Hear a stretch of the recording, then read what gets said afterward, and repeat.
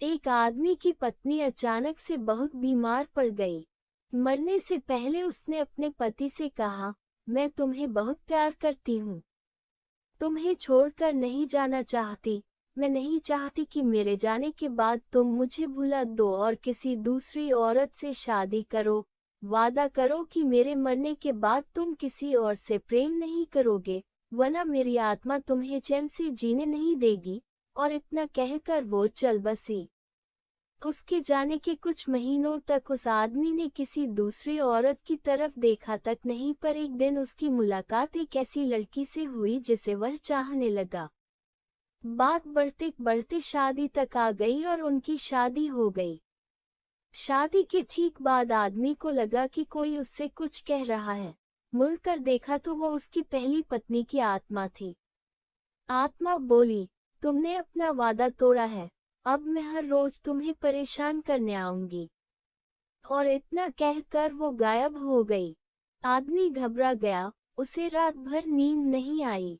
अगले दिन भी रात को उसे वही आवाज सुनाई दी, मैं तुम्हें चैन से नहीं जीने दूंगी। मैं जानती हूँ कि आज तुमने अपनी नई पत्नी से क्या क्या बातें की।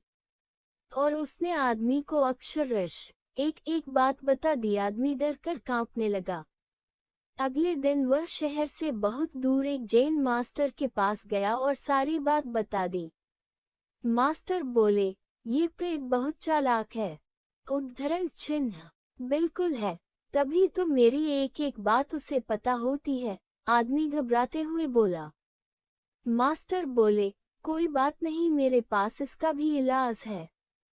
इस बार जब तुम्हारी पत्नी का भूत आए तो मैं जैसा कहता हूँ तुम ठीक वैसा ही करना।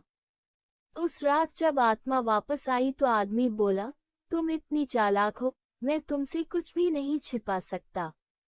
और जैसा कि तुम चाहती हो मैं अपनी पत्नी को छोड़ने के लिए भी तैयार हूँ, पर उसके लिए तुम्हें एक प्रश्न का उत्तर देना होगा, और अगर तुम उत्तर न दे पाई तो तुम्हें हमेशा हमेशा के लिए मेरा पीछा छोड़ना होगा।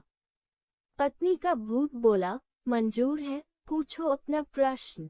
आदमी ने फौरन जमीन पर पड़े बहुत सारे छोटे छोटे कंकड़ अपनी मुट्ठी में भर लिए और बोला, बताओ मेरी मुट्ठी में कितने कंकड़ हैं। और ठीक उसी समय भूत गायब हो गया। कुछ हफ्तों बाद वो एक बार फिर से जैन मास्टर के पास उनका शुक्रिया अदा करने पहुंचा। मास्टर, उस भूत से मेरा पीछा छुड़ाने के लिए मैं जीवन भर आपका आभारी रहूंगा। आदमी बोला, पर मैं ये नहीं समझ पाया कि आखिर उस प्रश्न में ऐसा क्या था कि एक झटके में ही भूत गायब हो गया। मास्टर बोले, बेटा दरअसल कोई भूत था ही नहीं। उद्धरण चिन्ह मतलब? आदमी आश्चर्य से बोला, हाँ, कोई भूत था ही नहीं। दरअसल दूसरी शादी करने की वजह से तुम्हें एक अपराधबोध महसूस हो रहा था और उसी वजह से तुम्हारा दिमाग एक भ्रम की स्थिति पैदा कर तुम्हें भूत का अनुभव करा रहा था, मास्टर ने समझाया। पर ऐसा था तो वो मेरी हर एक बात कैसे जान जाता था? आदमी ने पूछा।